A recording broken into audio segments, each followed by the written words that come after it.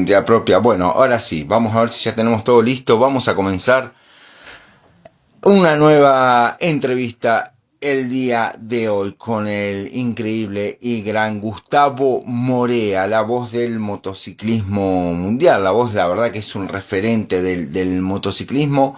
Vamos a ver si lo podemos tener al gran Gustavo, ahora que son las 6:18, 10 horas. A ver si lo podemos buscar y conseguir ahora. A ver, Gus, si estás por ahí, si podemos ubicarlo y que nos pida entrar o que nos mande la solicitud y nosotros sume a la charla. La verdad que es un referente, alguien que estuvo vinculado al motociclismo desde siempre, alguien que ha trabajado, que estuvo en fábricas como Honda, Yamaha. Él se ha formado en Zanela, la verdad. Vamos a ver si lo podemos ubicar por acá. Al gran Gustavo. Y ahí estamos, los saludamos. Y Gustavo, buenas tardes, Marcelo te saluda. Gracias por atendernos. ¿Cómo estás, Marcelo? Buenas tardes. Un saludo a todos los chicos que están ahí, ¿eh? Un saludo Gracias. grande. Acá me dicen que se escucha Bueno, perfecto. Te están mirando mejor perfecto. mejor así. Que la tecnología nos ayude, ¿no? Sí, Tanto hacemos por la tecnología que nos ayude un poco la tecnología. tal cual, tal cual. Gus, bueno, ahí hablamos para los chicos, para la gente que nos está escuchando y nos sigue en distintas plataformas. A modo de introducción, cuando tenías 15 años y andabas en tu SACH 98, ¿te imaginabas que ibas a ser el referente y la voz del motociclismo en Argentina, Gustavo? No, no. No, realmente no. Yo miraba a nivel zonal nada más lo que se podía hacer y lo que me gustaba, que más que todo era armar y desarmar la moto y andar con algo bueno, que yo le había puesto alguna pieza yo.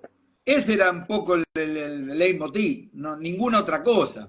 Era un entusiasmo porque me empezaron a gustar las motos de verlas en la esquina de mi casa, en un bar que había en La Plata, en la calle 71 y 12, en donde los trabajadores de aquel momento tenían moto, como ahora, igual. Los trabajadores, la gente más humilde, trabajadora, tenían todas motos. Y tenían motos de todo tipo, de lo que había en aquel momento, en aquella época. Y bueno, a mí me llamaba la atención el vehículo, me llamaba mucho la atención, me gustaba mucho la bicicleta, andaba mucho en bicicleta, intenté poner un motor de mosquito Garelli a mi bicicleta que no pudo andar, no lo pude hacer. Ah, se colgó, a ver si... Ay, se colgó, qué Ahí está, no, pena. no, yo Ahí, toqué mal. ahí está. Sí, sí, tal cual. Acá una de las preguntas que nos hacían, inclusive desde la radio, decían si pudiste hacer andar tu Garelli 38. Es de la que estabas hablando. Bueno, no, cuando fui muy chico y tenía menos de 15 años, le compré a un bicicletero amigo que me arreglaba la bicicleta cuando yo tenía 10, ponele, ¿no? Un motor Garelli Mosquito 38 con el tanque, todo impecable, pero estaba desarmado porque habían hecho la bobina del magneto nueva y había que armarlo. Y yo lo armé todo al motor, me lo armé perfecto. Pero claro, había un punto que después descubrí de años, porque ahora volví a armar otro y tengo dos, ahora volví a armar otro más, que era que el punto de rotación de los imanes que van en el rodillo tenía que combinar con la apertura del platino y el motor tiene unas marcas que actualmente hay mucha gente que no las conoce, no sabe, y empujan el motor y no lo va a arrancar, no va a arrancar nunca. Bueno, cuando descubrí eso tenía 58 años y volví a armar un mosquito y lo tengo en la bicicleta, que es el que me ven que ando porque me encanta cómo anda. Y me compré otro, porque a uno de mis hijos también le gusta. Actualmente te digo que está casi terminado de armar. Tuve que traer una pieza de afuera porque una pieza no servía. Hice el magneto nuevo, todas las cosas esas. Y pronto lo pondré en una bicicleta para salir los fines de semana con él a andar porque le gusta como a mí la bicicleta con motor. Qué fantástico, qué hermoso, Gus. La verdad que qué ejemplo, la verdad, tan jóvenes, qué ¿Me ejemplo para los esperás chicos. un minutito solo? Un minutito, Sí, por favor. sí, cómo no, Gus. Bueno, la verdad, mientras esperamos que venga Gus, se van deleitando con las experiencias y las anécdotas que tiene el gran Ahí está, ahí Gustavo está, ahí está. Morea. Ahí Ahí estamos, ahí estamos. Gus, querido, ¿cómo fue tu voz previa a tu etapa en la televisión, a comentar con el tema de las carreras? Vos comenzaste a trabajar en Sanela, donde te forma como mecánico, que es otra de las pasiones grandes que vos tenés hasta hoy en día, ¿verdad? De ser así. Mira, eso es un poco largo, porque yo entro a Sanela a través de que hacía las motos de carrera de Sanela. La moto de Hugo Tortone de La Plata, bueno, yo ya trabajaba en motores de carrera, ya había incursionado y hago una relación con ellos y conozco a Juan Sanela, Juan Raimundo Sanela, por un tema familiar con la familia Tortone acá en La Plata. Entonces, después de ganar muchos campeonatos con Hugo Tortone, que está ahí por ahí, a veces aparece el póster, ahora está el tapón de ESPN atrás, pero él sigue atrás.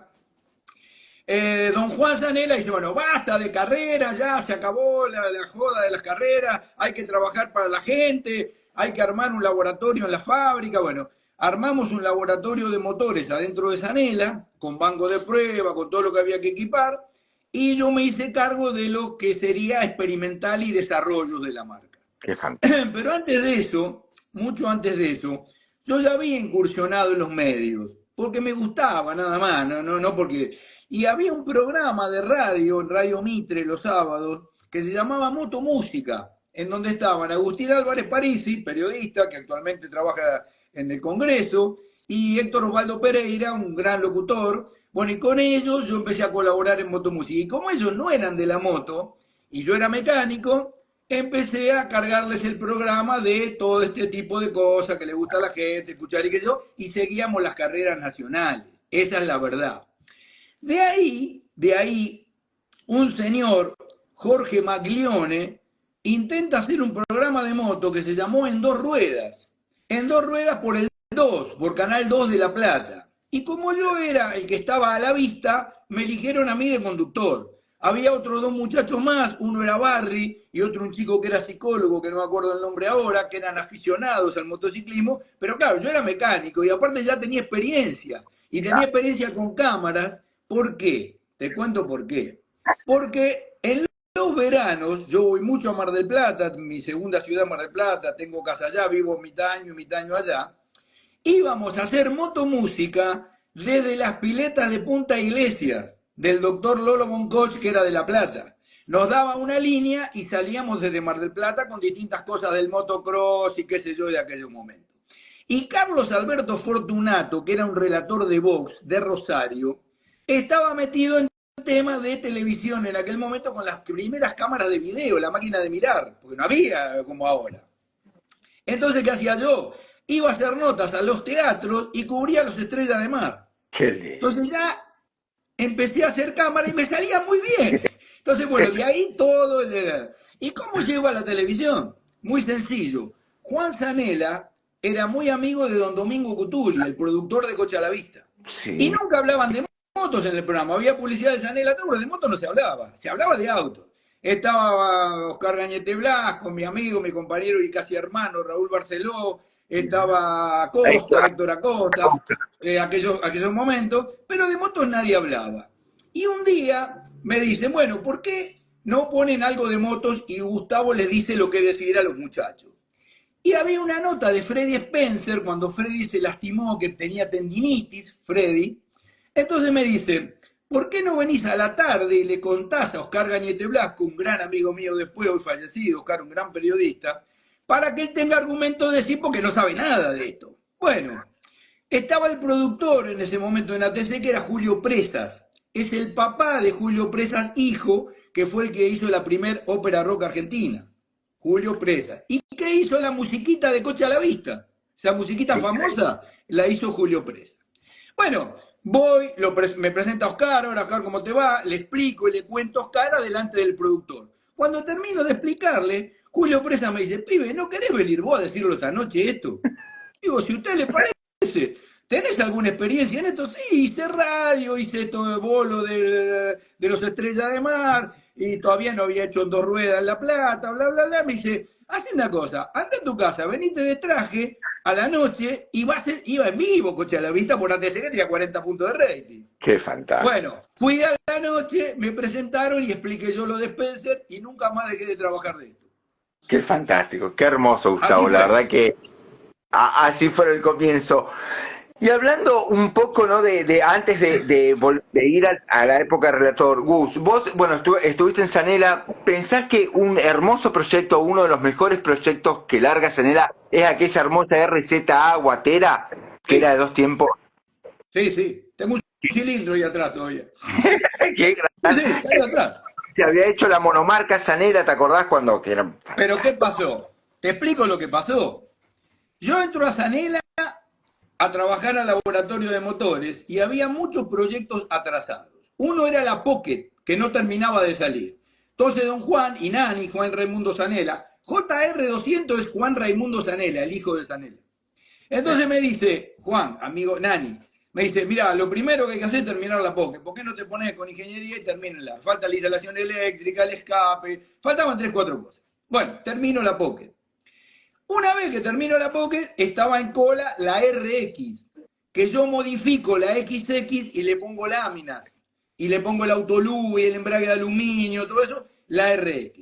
Y había que sacar una moto deportiva y habíamos hecho una especie de conexión con Calliva, pero no podíamos fabricar la Calliva Frecha acá, íbamos a hacer la Calliva Frecha, cuando la Calliva era de los Castigliones, de los hermanos Castigliones. Bueno, resulta que quisimos hacer una moto deportiva, muy deportiva, con lo que teníamos. Entonces, el diseñador del RZA de los plásticos fue Daniel Porreca, un diseñador que tenía muy buen lápiz, un chico joven que dibujó los plásticos de la moto. Yo hice el chasis y la mecánica de la moto. Y bueno, el equipo de desarrollo que tenía Sanela, que eran unos cuantos, Marcelo, que era un herrero, el otro muchacho más que era de Santa Fe, que eran herreros y chapistas espectaculares, un muchacho que era el modelista, bueno, no me acuerdo de todo, algunos se van a enojar, pero éramos un equipo. El ingeniero Juan Yamarrone, que todavía está en Sanela, que era quien hacía la ingeniería de planos y cosas, lista de material, Ernesto Siegler, otro chico que era dibujante copista, que después, bueno, creció en el asunto.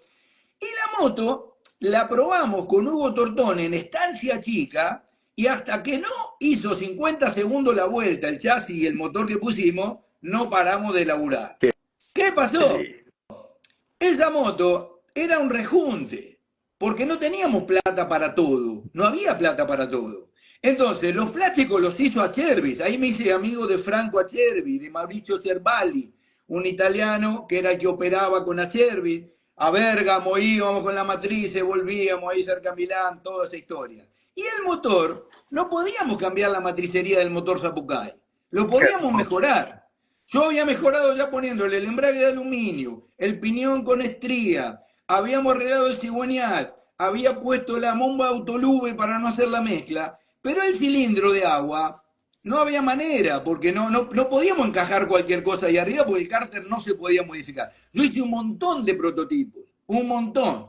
Pero Minarelli, que era nuestra mamá en Italia, que yo iba periódicamente a banquear motor y a Minarelli, a Del Orto y a todas esas casas que hoy dicen, bueno, son las más grandes del mundo, bueno, ahí me crié, nos dio un cilindro que le vendía anteriormente a Garelli para un modelo 125, pero que no tenía láminas. Entonces, ¿qué hice yo? Propuse ponerle la lámina de la Yamaha DT125 y acomodar los nollos del cilindro con los de Yamaha que estaban en desuso, me los regalaban. Y así salió el cilindro de la RZ que tenía 16 caballos y medio y refrigeración líquida, pero por termosifón, sin bomba. El prototipo de la bomba que yo hice no lo pudimos fabricar. Yo tengo los prototipos, a veces los muestro. No pudimos hacer esa matricería, realmente no se pudo. Y apareció esa moto con 16 caballos y medio, una ciclística de la puta madre, suspensiones Marzocchi, freno Brembo y ruedas de rayos o ruedas de aleación. Entonces la moto quedó un conjunto importante bien hecho. Muchas cosas tomé de Aprilia, el carburador era un carburador de Aprilia que del orto me dijo, Gustavo, te lo puedo dar porque ya Aprilia no lo usa, no nos va a decir nada Aprilia. El encendido era el encendido Motoplat, que era libre, lo pudimos comprar. El tablero era de MZ, entonces le pusimos anela, hicimos el coso del agua, todo, porque MZ lo usaba sin agua. Y así fue. O sea, un Frankenstein bien elegido porque la moto anduvo bien. Claro, ahora, Nadie qué, sabe esto, ¿eh? qué- Nadie sabe esta historia. qué hermoso, qué país que tuvimos, ¿no? Qué norte que teníamos en ese Sí, entonces, Gus. bueno, no paramos ahí. Me acuerdo que el escape que usé era un escape que desarrollamos en el banco con una base que Aprilia había desarrollado. Pero el diseñador me dice, che, es muy feo estos conos, hagamos algo distinto. Entonces hicimos un caño más redondón por afuera y adentro yo le había puesto una chapa para el rebote con agujero para sintonizarlo y que no perdiera el brío que tenía el motor. Así que hasta eso hicimos, todo. Y no paramos ahí porque arrancamos inmediatamente, terminamos la RZA con la TZA, que fue la moto que debutó ganando la Vuelta a la Tierra del Fuego. Mirá, 2 veces la ganamos, primero y segundo las 2 veces. qué Sí, increíble, no, es esa fantástico. moto era un prototipo, ¿eh? La de la Tierra Claro, del Fuego, agarré 2 motos estándar y hice 2 prototipos de carrera, pero con la pieza estándar. Preparada, con distintas cosas. Bueno, hicimos tabla rasa ya. En la categoría nuestra arrasamos y llegamos, creo que cuarto en la general con todas Honda, Yamaha, Kawasaki y todo, y había que luchar contra eso. qué fantástico. La Así que verdad, nada, vete. un ejemplo para los chicos acá que te ven lo que es hacer, ¿no? El hacer esa impronta Nada, argentina que no se pierda. a veces yo me irrito un poco porque ahora hay muchos opinólogos que ni siquiera estudian periodismo. Yo no soy periodista, yo comento. Periodista es Martín Lurruti y Matías Sánchez, no son periodistas. Yo me dedico a comentar de lo que sé. Pero cuando se habla de moto, hoy en las redes sociales hay que filtrar mucho porque cualquier bobo dice cualquier cosa, sin ninguna experiencia, no sabe nada y habla por hablar. Güey. Hablan de goma, de neumático, una cosa dificilísima. Hablan de motores, no saben lo que es una curva, no saben lo que es un par, no saben nada. Lo que pasa es Tal que están cual, de moda hablar por las redes y decir cualquier pavada. tal cual. Por eso es un placer la clase que nos estás dando Ah, es una de cordura. historia, es una historia, nada más. Nada Gus, más. antes de comenzar con lo deportivo, bueno, vos desarrollaste una etapa en Yamaha y laburaste en Honda también, ¿o estuviste en Honda? ¿Cuál de Yo las dos trabajé empresas? mucho en Yamaha. Qué lindo. Trabajé Qué- porque Zanella era el representante de Yamaha en Argentina y nosotros fabricamos acá la Axis 90, el scooter, y la DT 125. Así que hubo que hacer todo ese laburo con toda la ingeniería de Zanella y aprendí mucho y fui mucho a Iguata y yo daba los cursos en español en Iguata para los latinoamericanos, qué de los lindo. Qué motores cosa, estándar, ¿no? Y qué hermoso. aparte iba al reparto Corse de Yamaha y me traía cosas desarrolladas de allá para poner en la moto nacional acá. ¿Te formó mucho? Honda y Sí, Yamaha te formaron. sí, sí, sí.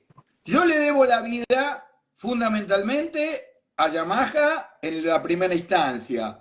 A Honda, por supuesto, con la gestión de Gustavo Gura, con Honda que hicimos muchísimos trabajos. Ahora no tiene nada que ver la Honda. La Honda de Gustavo Gura no es la de hoy, lamentablemente. Y mucho de todos los proveedores italianos, porque hablar con Marzocchi, hablar con Brembo, hablar con Delorto, hablar mano a mano con Minarelli, bueno, con todos los mejores proveedores de Italia, te deja un bagaje importante, muy importante. Y te deja amigos que hoy todavía trabajan en el MotoGP con los cuales me puedo comunicar y entender y hablar el mismo idioma. Eso es Qué, muy importante. Así que se qué lo debo hermoso. todo a ellos, si no, no hubiera salido de donde estaba, ¿no? Tal cual, tal cual. Gus, ahora viniendo a lo deportivo, ¿te sorprende la diferencia que estableció Márquez entre Pecco? ¿Pensabas que Pecco iba a estar un poco más cerca que Márquez ahora en la Ducati? En estas primeras carreras, sí sabía que Márquez iba a hacer diferencia, como recién, que le sacó 736 milésimas a Fabio Di Gianantonio y le sacó 837 a Morbidelli y a su hermano 882. Y Peco, con una pista difícil como la de hoy, aparece décimo, porque son circuitos muy favorables a Márquez. Gira Claro, antihorario, curva a la izquierda, es difícil ganarle a Márquez ahí. Yo ya me di claro. cuenta que Márquez iba a andar rápido el año pasado, y lo dije, porque estaba bien físicamente. Nos decían que estaba impecable físicamente. Si estaba bien físicamente, dándole la mejor moto del mundo que es la Ducati, no puede no andar rápido. Ahora, a partir de Qatar y algunas modificas que va a haber, porque Peco ya está intentando usar la moto 24, que para él aparentemente le va mejor, como le va a Alex, que la 25, que en realidad no es la 25, es la 24.9, que se hizo un poco en función de los pilotos. ¿Y a quién escucha la línea ahora? ¿A Márquez o a Peco? Claro, conociéndolo claro. allí. Lo conocí a Daliña cuando trabajaba en Derby. Hizo un trabajo Qué, espectacular, Daliña. Ustedes no saben quién es Daliña. qué, Daliña llegó, Harold Barton se peleó con los Derby, con los Rabasa. Le tiró todo el equipo de carrera, se llevó toda la computadora, todos los datos y quedó todo en bola, así. Vino Daliña, tuvo que reconstruir todo eso, qué, solo. Y cuando estaba en Aprilia trabajando a la sombra de Jan Bitteben, que fue el que hizo el motor en B250 de Aprilia, que era un tándem, él lo que hizo es cambiar la toma del cigüeñal y achicó el motor para que el basculante pudiera ser más largo, porque el basculante de la moto que corría había y era cortito y las reacciones eran media complejas, había que tener un señor amortiguador. Esa modificación la hizo Gigi. A qué veces se lo digo, pero yo me acuerdo a vos cuando hiciste tal cosa. Se lo, he, te lo he dicho en notas que están grabadas en ESPN. No increíble, ¿no? Gustavo, acá te es que la agradecen. niña apareció ahora y es el mago. No, no. Tiene un bagaje impresionante. Te agradecen muchísimo, la verdad que el pedazo de historia que sos y la historia que nos contás es fascinante, te agradecemos muchísimo, Gus.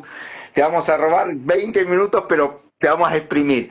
Gus, hablabas, bueno, de Biaggi, me viene en los tiempos, y una pregunta basada en ignorancia pura mía. ¿Pensás que esta técnica de pilotaje hizo que no se puedan adaptar?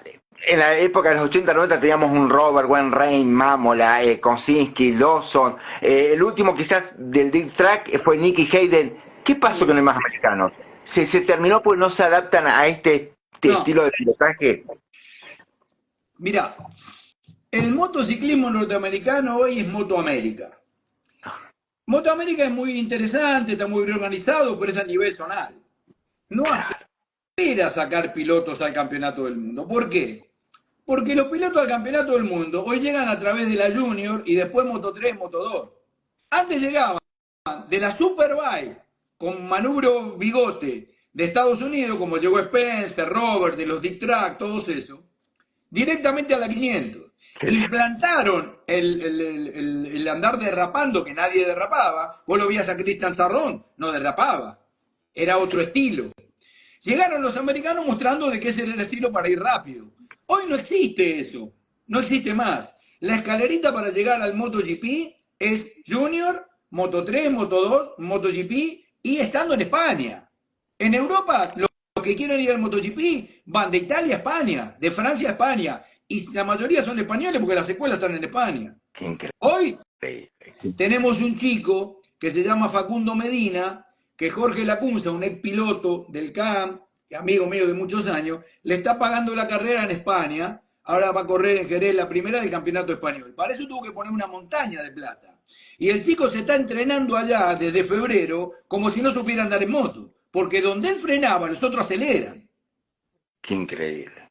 Qué Esa increíble. Qué es increíble. la realidad. ¿Vos querés tener un piloto argentino? Bueno, a los 5 años que hace el CAM, va al óvalo de tierra y después del óvalo lleva a una mini GP y de ahí a la Talent Cup. No hay otro camino. Claro. No pierdas tiempo en el motociclismo nacional porque lo arruinás.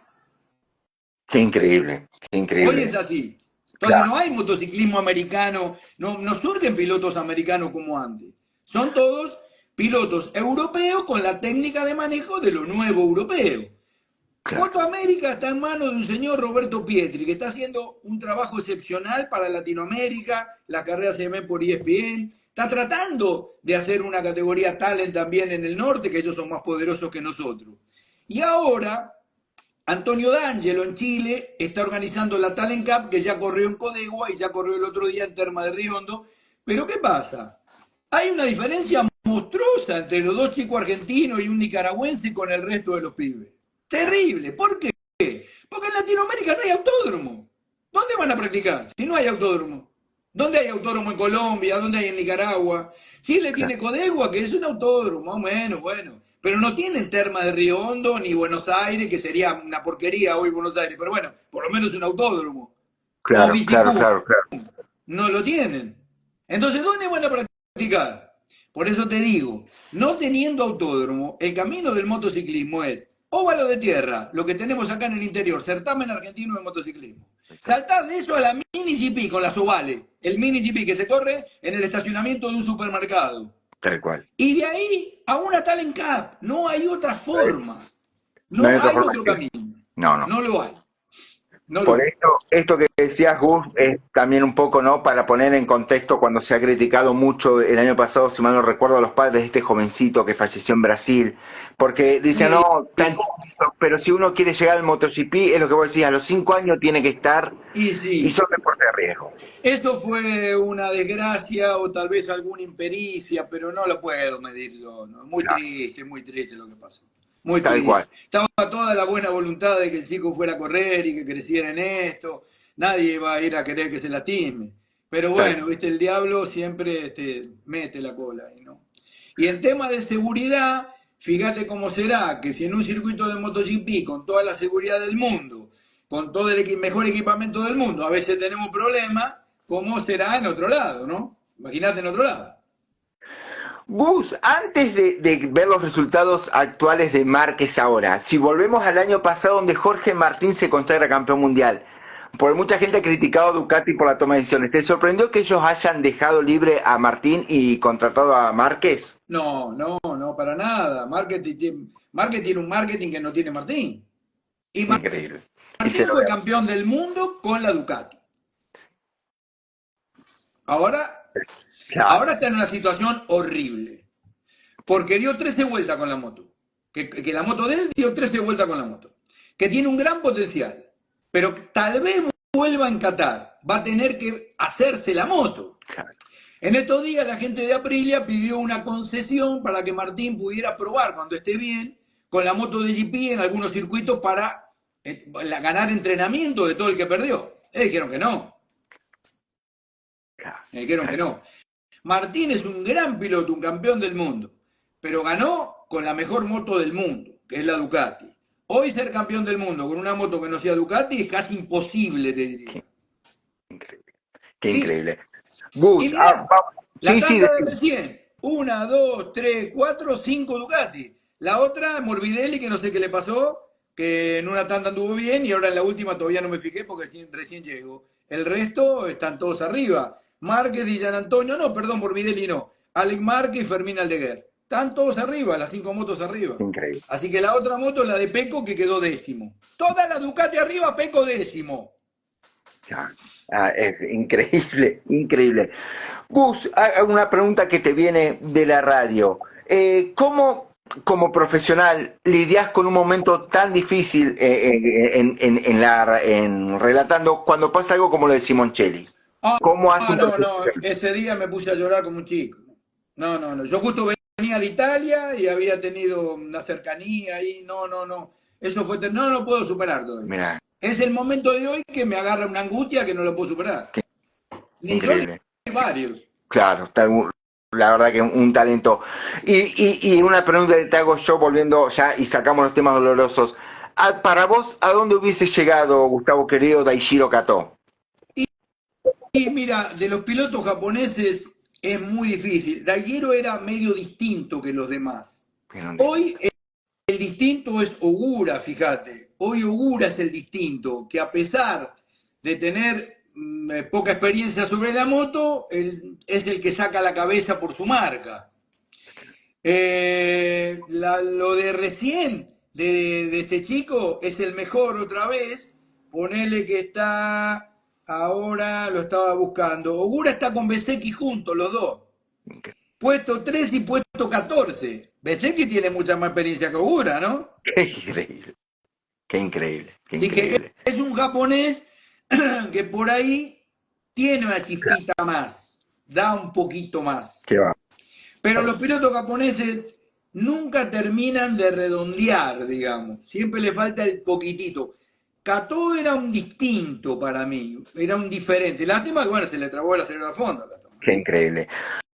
Una pregunta de la pantalla de la Facu. Gus, ¿pensás que los pilotos actuales no podrían adaptarse nunca a una 502 Sí, tiempos? sí, cómo no. Sí, sí tienen la mitad de la potencia. Sí, sí. Nada, eso es Qué una lindo. pavada. Ay, No, no. qué lindo. No, que la 500 no la manejaba nadie. Esto es un monstruo, por más electrónica que tenga. Es más, si esta moto no tuviera electrónica es inmanejable. Nadie podría manejar semejante bestialidad. Nadie. No, no. Eso es mentira. Como dicen, no, las 250 de antes eran ingobernables. Subiste una moto 2D. ¿Tuviste? No, no, no. No están así. No Qué están así. lindo, Los qué lindo. caballos, los caballos se duplicaron y se triplicaron. Qué fantástico, qué lindo poner en contexto esto, Gus, de alguien que sabe, ¿verdad? Porque parece que todo lo pasado o el mito, Nada, no, y fue el nada. rey, y Kosinski, no, macana. No, pero eran excelentes pilotos. Si hubieran subido una de estas motos, hubieran sido excelentes también. Pero no quiere decir que los de hoy, si se subían a esa moto, no hubieran andado. No, no, Claro. no, para nada. Fíjate vos que en aquella fórmula del campeonato del mundo, que era un cilindro 125, dos cilindros 250, cuatro cilindros 500.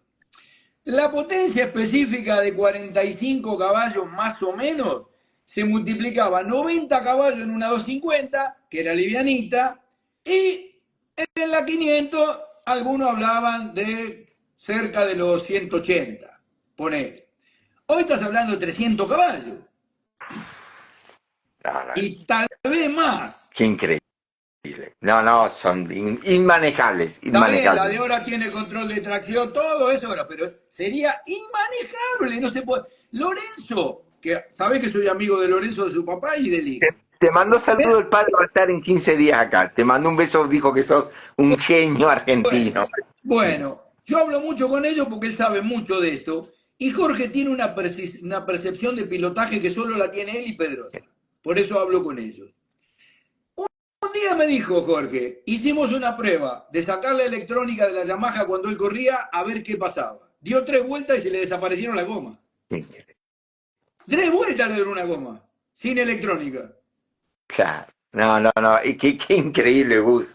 ¿Qué Qué sensibilidad puede tener un piloto? Hoy hay aceleradores inteligentes, yo puedo regular la velocidad de apertura de mariposa, en el medio, a fondo, donde yo quiera. Yo puedo hacer la aceleración que yo quiera. Puedo dominar mi curva de largada, puedo elegir las curvas andando, cambiando. Pero dominar con un octavito de vuelta, 300 y pico caballos, No, macana. en 150 y pico de kilos, ¿viste? Qué ¿No? increíble, qué increíble. No, terrible, terrible. Bueno, tenés elogio, Gus, de acá te están diciendo sos un genio, gracias por estar, gracias por No, no, no enseñarnos. soy mecánico, no soy un genio, soy mecánico, nada más. Mecánico, no, no, no. Qué lindo. Genio, no, pero vos sabés que la magia no existe, existe la ingeniería, no hay magia, hay ingeniería, no, no. Tal cual. Nada es mágico, no hay magia. No, no. Lo que quieren hacerte creer algo raro de la NASA, que no, allá arriba, que no lo entienden, no, es mentira. Es totalmente mentira. Todo es entendible, no, no. Es mentira. Acá te dicen, Gus, volviendo al tema de los autódromos de América Latina y de Argentina, ¿no podemos soñar como hay un Franco Colapinto en Fórmula 1 que haya un piloto en MotoGP, un piloto De argentino? momento no, imposible. No existe el piloto argentino que pueda ir en lo inmediato al MotoGP, de ninguna manera. No. Posible, está bien. Perfecto, perfecto, Gus, Salvo perfecto. algún español con padre argentino que corra en España y sea como Perrone, que es un chico. Mira, lo que es ese chico es un amor de pibe. Tuvimos con él en el programa, tuvimos en Terma, su papá, su familia. Qué gente maravillosa. Pero bueno, su papá migró, se casó allá con un español y tuvo a Valentín. Tiene sangre argentina, se enamora, vino por primera en Argentina, quedó enamorado, fue a ver a sus abuelos, que los abuelos iban para allá y él nunca había venido para acá, pero nació en España. Qué increíble. Igual que David Alonso, no es colombiano, ¿eh? Los de Colombia lo adoran y yo también, y él tiene, su mamá es colombiana y le encanta el país y fue ahora para fin de año y todo, no, pero nació en España. Hizo la escuela de motociclismo en España. Qué Lo que está fantástico. haciendo Facundo Medina ahora, de acá, que es argentino de verdad, se fue a España. A ver si con 15 años puede engancharse, porque ya llegó medio tarde, ¿eh? Con 15 ya llegó medio tarde. A ver si Mierda, se puede enganchar. mierda. Ahí poniendo, Bueno, aparte, poniendo, sí, poniendo fortuna, ¿eh? muchísima, muchísima. Mucha plata. Aparte del saludo, Gus, de mi WhatsApp de Chicho Lorenzo, que ya te lo pasé, te saluda Marta Garriga, que es la hija de Joan Garriga, que también Ah, entrevistamos, sí. un Bueno, gran... yo lo conocía, Joan. Yo lo conocía, Joan. ¿En serio, Yo Gus? lo conocía ¿Qué a le... Joan Garriga. Sí, el piloto de la afición española. Gracias a la afición, tenía abajo, decía. qué Porque era un le... privado, Juan. Era Claro, privado. era casi un Un particular. particular. O sea, Antes, vos te comprabas una 500, carrera cliente y podías correr. Si clasificabas, corrías. Qué lindo. Qué lindo Roberto aquel... Pietri, Roberto Pietri corrió con una Suzuki en 500 porque se compró la moto, la hizo preparar en Inglaterra, iba al autódromo y se clasificaba, corría. Qué fantástico, qué fantástico. Vos La verdad podías que ir a un autódromo, te comprabas una Morbidelli 125. Si eras bueno y andaba bien, ponías bien la moto y clasificabas en un circuito, corrías el mundial. por eso cuando se corrían carreras locales era como que había muchos de tantos o italianos, o sea, italianos, japoneses, eran los WinCar, o sea, venían y debutaban y se codeaban. Pero ¿por qué Sebastián Porto llega al mundial? Porque en la Argentina había una categoría de 250 con motos carrera cliente iguales a la de allá. La Suzuki RGB, ¿no, Gus? Él corrió en RGB, pero la de verdad, la de 250 de carrera de verdad, acá había Hondas, Yamahas y Aprilias. Carrera Qué cliente va, igual a la que se usaban en Europa, el mismo modelo. claro. Con la goma bastante parecida en autódromos que no eran iguales. Entonces, trasladar un pibe que andaba muy bien acá como Sebastián, que en un relato que yo hago en ATC, no sé qué, que lo pasa en una rueda a Grantón, lo pasa con la rueda atrás del aire, y digo, ese chico va a dar que hablar, que sé yo, porque ya se veía que era rápido y que era distinto a los demás, llega a Europa, no desentona y es campeón europeo. Y no fue campeón del mundo, casualidad. Pues estaba justo Lorenzo y Pedrosa y esa De camada. casualidad, esa como Reutemann, no fue campeón del mundo, casualidad. No es porque. Qué gran- Entonces estaba la posibilidad de llevar un piloto argentino, como otros tantos, Hugo Vignetti el 125, Willy Pérez, René Sanata, muchos fueron allá que anduvieron bien, que no desentonaron. Con la plata de Arturo Escalice, que es un enamorado del motociclismo y que aportaba siempre para todos los pilotos y que aportó todo para la campaña de Sebastián, hasta que Sebastián fue un profesional y ya las marcas se lo disputaban y no es que ponía, le pagaban, porque era uno de los mejores pilotos del mundo en esa época, en esa categoría. Qué lindo, qué Eso lindo. no lo tenemos más, porque hoy no te podés comprar una Moto 3 ni una Moto 2. ¿Cómo haces un campeonato argentino de Moto 2? ¿Dónde compras Claro, una Calex para...? claro, Imposible. claro. Claro, claro. Los costos, ¿cómo? Me acuerdo de una oportunidad, Gus, y vamos a una pregunta, 5 minutos y te libero, que Walter Cataña me dijo que cuando él debuta Walter con la Honda también en el tuvo la oportunidad. qué lindo.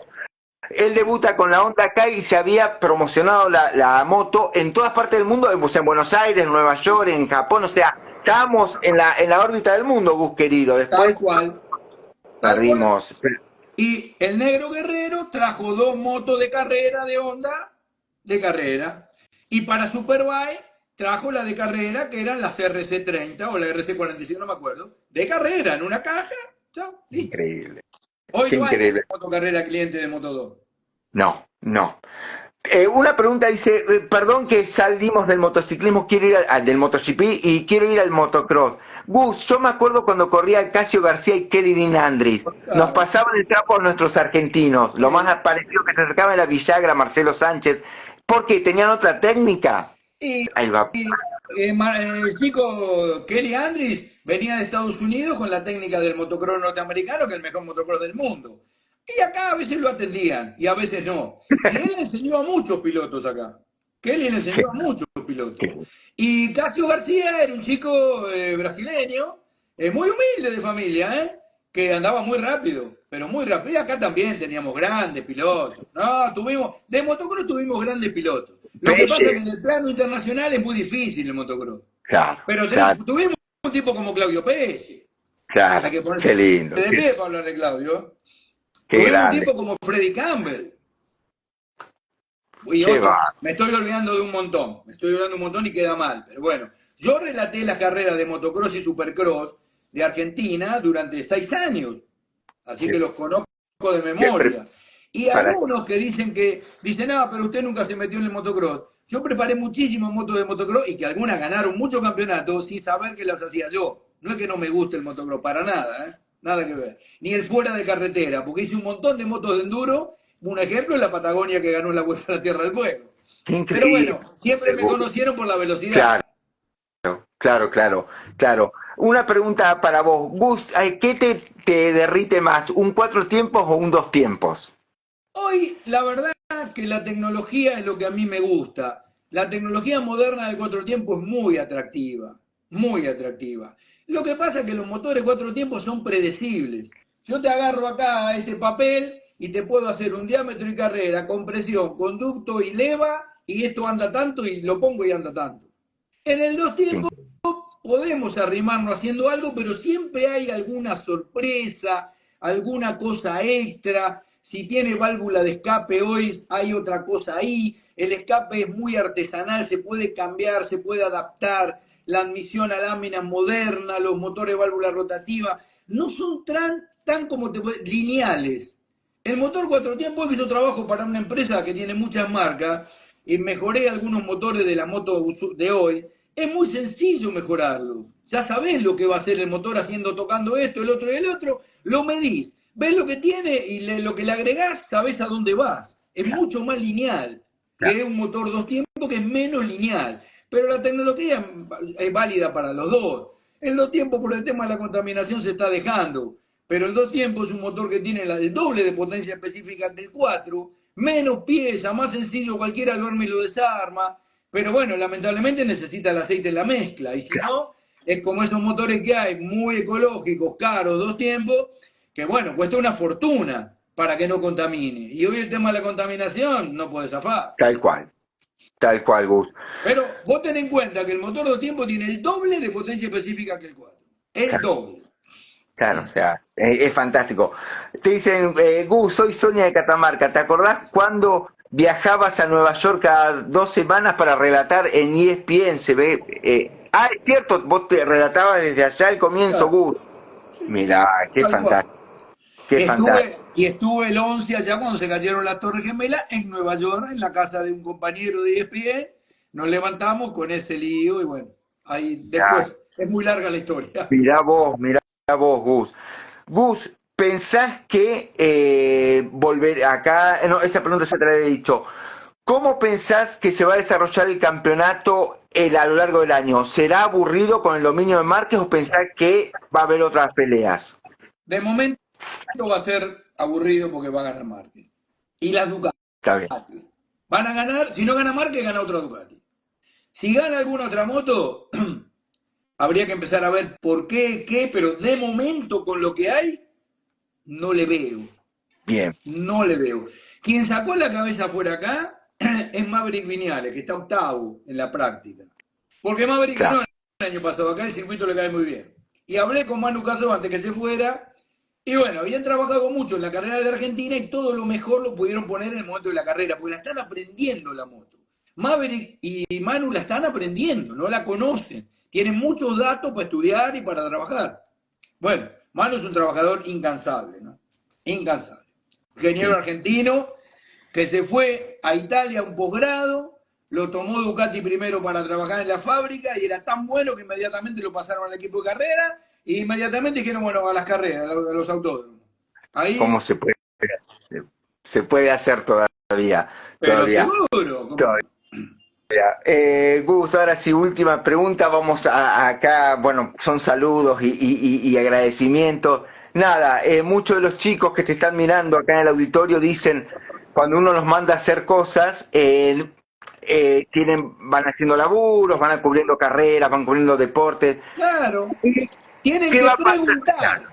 Los periodistas tienen que preguntar. Tienen que ir a los boxes a hablar con los chicos, los pilotos y los mecánicos. Y preguntar. No se queden con la hoja que le dan de la clasificación para repetirla como un loro. Eso no es. Tienen que ir a preguntar qué goma puso, qué pasó, por qué hizo esto, por qué hizo... Analizar las vueltas todas. Ahora yo me pongo a hacer los ritmos, a ver quién tiene ritmo de 7 vueltas, de 5 vueltas. Eso es el periodismo del deporte motor. Porque inclusive hay veces que a mí, viendo deporte motor por televisión, no me dan nada, porque la imagen ya me está diciendo quién va adelante y quién va atrás. Y el tipo repite permanentemente quién va primero, segundo y tercero. Hermano, eso ya lo estoy viendo. Claro. Decime por qué, si hay un porqué, y si sabés, porque en la mayoría de los casos no tiene la más mínima idea de nada. Qué increíble. Ese es un problema gravísimo. Hoy tenemos mucha gente en puestos y en lugares que no deberían estar. Que no deberían estar. Tal cual. Un programa de automovilismo que me da ganas de pegarme un tiro. Sí. Y sobre todo con esta vorágine de Colapinto, Gus, que se armó algo que parecía que cualquiera opinaba y que Alpine y Red Bull y no, fue Opinar algo... de Fórmula 1 yo no me animo. Mira. No me animo. Eso que Lo sos llamo a palabras Juan Guzarón y autorizadas. le pregunto a Juan, porque él está allá, está cerca y conoce los datos. O a Fernando, que está todo el día encima, y le pregunto a él cómo voy a opinar si no conozco el reglamento. Claro. Y algo como la Fórmula 1. Un tipo porque se cree que vio un TC sin el capó opina de Fórmula 1. Pero Dios y la No, Virgen Santa. Y a Colapinto déjenlo tranquilo, que dé toda la vuelta que pueda, que todavía no corrió, ni siquiera, pobre pibe. qué gran ejemplo. Tiene toda la posibilidad. No lo presiones más. Déjenlo que dé vuelta. Lo que necesita dar vuelta, a ver si anda o no anda definitivamente.